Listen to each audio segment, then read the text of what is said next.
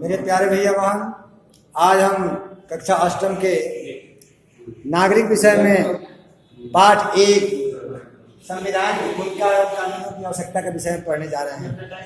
मेरे भैया बहन, हम लोगों को यह पता होना चाहिए यह नागरिक शास्त्र क्या है।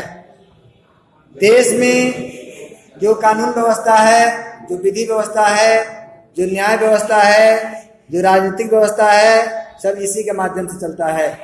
लेकिन इसको पढ़ने से पहले कुछ याद रखने योग्य नए शब्द को हम जानेंगे। जैसे कुछ शब्द आता है सार्वभौमिक वयस्क मताधिकार। तो सार्वभौमिक वयस्क मताधिकार का मतलब क्या है, इसको पहले हम जानेंगे। तो सार्वभौमिक वयस्क मताधिकार का मतलब है कि 18 वर्ष या 18 वर्ष से ऊपर के महिला और पुरुष जिनको वोट देने का अधिकार है, वह सार्वभौमिक वयस्क मताधिकार के नाम से जाना जाता है। दूसरा शब्द है संपूर्ण प्रभुत्व संपन्न। हमारा देश भारत जो है एक संपूर्ण प्रभुत्व संपन्न देश है, और यह संपूर्ण प्रभुत्व संपन्न देश के पास ऐसी शक्ति है कि आवश्यकता पड़ने पर अपने शक्ति का इस्तेमाल करके यह देश को व्यवस्थित कर सकता है और बाहरी आक्रमणों से वह अपने आप को जूझ सकता है और उससे सामना भी कर सकता है। देश में भी आवश्यकता अगर पड़ती है तो इसका उपयोग सिर्फ केंद्र सरकार यानी केंद्र संघीय सरकार ही कर सकती है।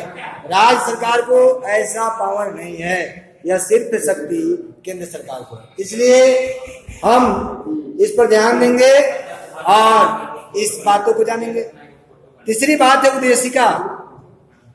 आपके संविधान में जो प्रस्तावना है वो उद्देशिका के नाम से भी जाना जाता है, और इस उद्देशिका में, इस प्रस्तावना में संविधान में जो मूल बात को दिया गया है, लिखा गया है, वो सारी बातें आती है। जैसे पंथ निरपेक्ष की बात आती है, दलितों को सुरक्षा देने की बात आती है, शिक्षा व्यवस्था की बात आती है, देश के सभी धर्मों का पालन करने की बात आती है। ये सारी बातें आपकी प्रस्तावना में है, इसलिए इसको उद्देशिका के नाम या प्रस्तावना के नाम से भी जानते हैं। उसके बाद है पंथ निरपेक्ष।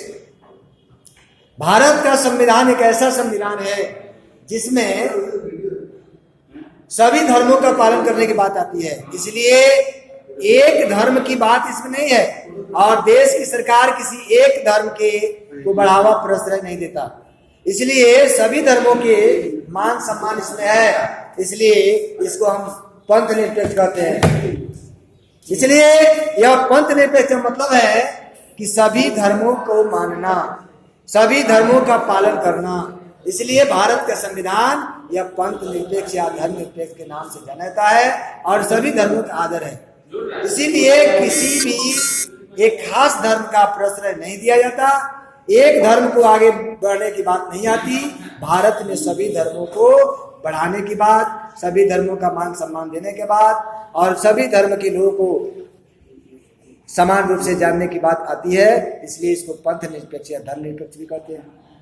उसके बाद आता है गणराज्य। ऐसा देश जिसका राष्ट्राध्यक्ष निर्वाचित हो, और ऐसा संभव उसी देश में है जहां अपना संविधान है और निर्वाचित व्यवस्था के माध्यम से वहां के राष्ट्रपति, राष्ट्राध्यक्ष को चुने जाते हैं। जैसे अपना देश भारत है, भारत भी एक गणराज्य है, गणतंत्र देश है।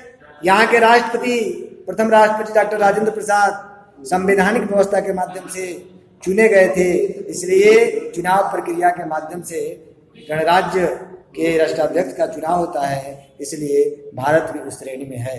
भारत का भी अपना संविधान है और संवैधानिक व्यवस्थाओं से यह चुनाव होता है। उसके बाद है अभिरक्षक।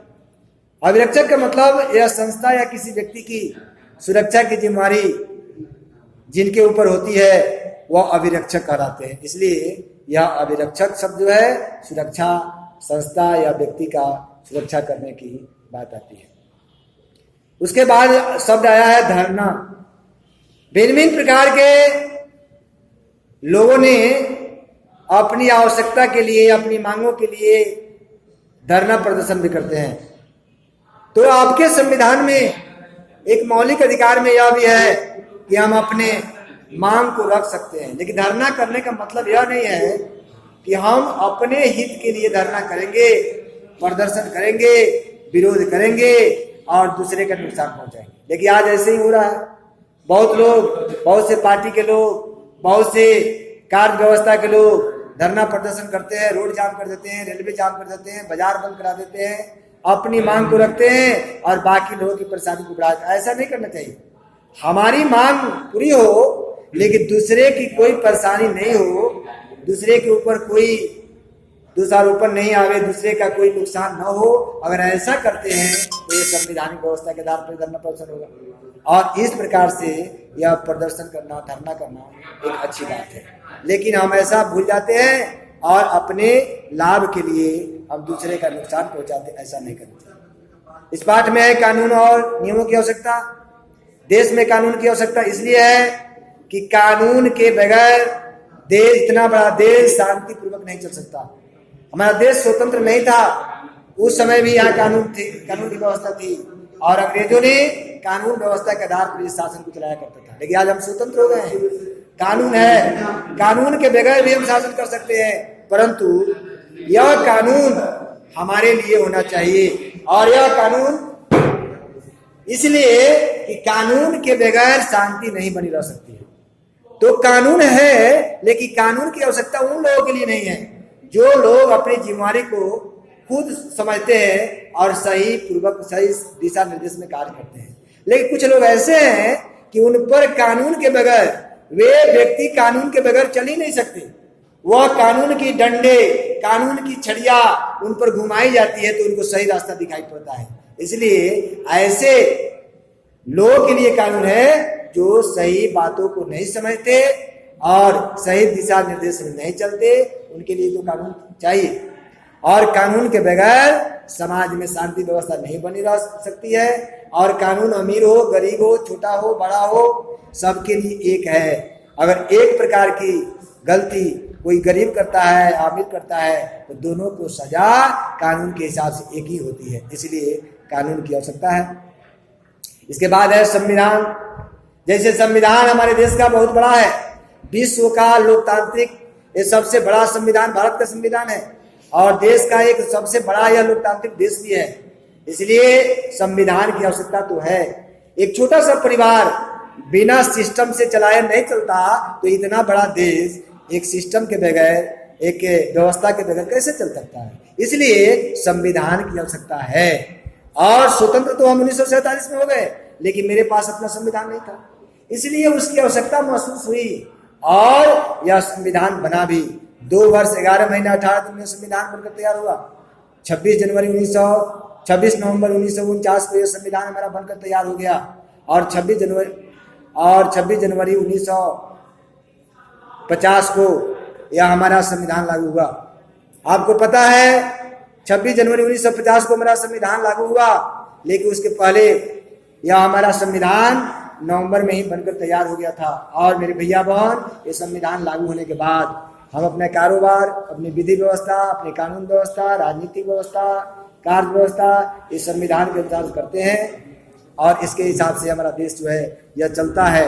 और यह खुशी की बात है कि इतने बड़े देश को हम शांतिपूर्वक अपने संविधान के माध्यम से ही चला सकते हैं, नहीं तो यह संभव नहीं होता। इसके बाद संविधान की आवश्यकता क्यों है, आप सबों को यह ज्ञात होना चाहिए कि जब पहले ही मैं बताया कि एक छोटा सा परिवार व्यवस्था के बगैर नहीं चल सकता, तो इतने बड़ा देश, इतने बड़े देश को चलाने के लिए व्यवस्था तो चाहिए। और यह व्यवस्था हमारे संविधान में संग्रहित है। एक यह संविधान हमारा दस्तावेज कहलाता है, इसलिए कि सभी नियम इसमें समाहित है और इन नियमों के आधार पर यह देश चलता है। इसलिए संविधान को एक दस्तावेज के रूप में हम जानते हैं। संविधान एक जीवंत दस्तावेज है, यह बात आपके पाठ्य पुस्तक में है। संविधान के निर्माण की बात आई कि निर्माण किया गया, इसका निर्माण करते समय डॉक्टर राजेंद्र प्रसाद को अध्यक्ष बनाया गया। प्रारूप समिति का जो अध्यक्ष है वो भीमराव अम्बेडकर को बनाया गया। संविधान की उद्देशिका की आवश्यकता महसूस की गई, इसलिए कि मूल बातें उस उद्देशिका में है और उसके आधार पर हमारा संविधान यह व्यवस्थित है। भारतीय संविधान के प्रमुख लक्षण यह है कि यहाँ की राजनीति व्यवस्था जो है एक राज्य स्तर पर, केंद्र स्तर पर अलग अलग है। जिसको संघवाद कहते हैं। संघवाद का मतलब है ऐसी व्यवस्था जिसमें केंद्र और राज्य की अलग अलग व्यवस्था हो।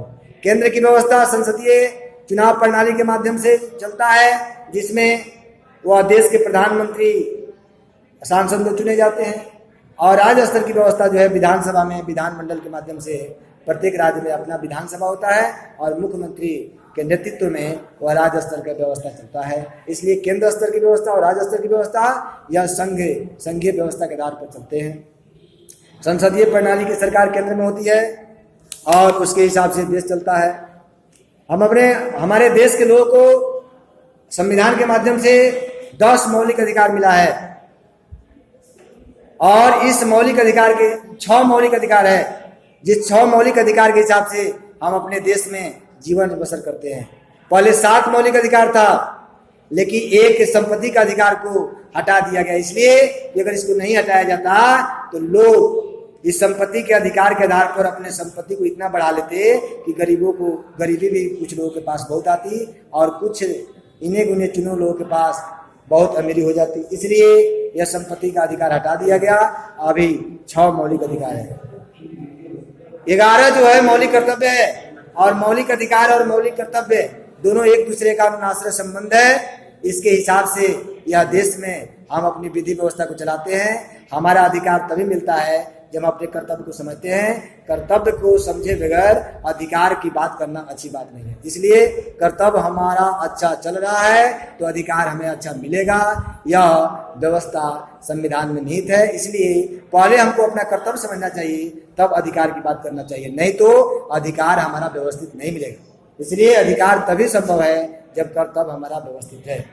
इसलिए मेरे भैया बहन, आज के लिए इतना ही।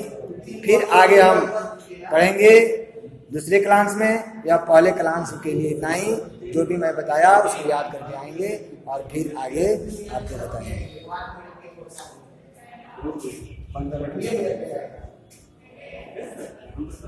हो गया।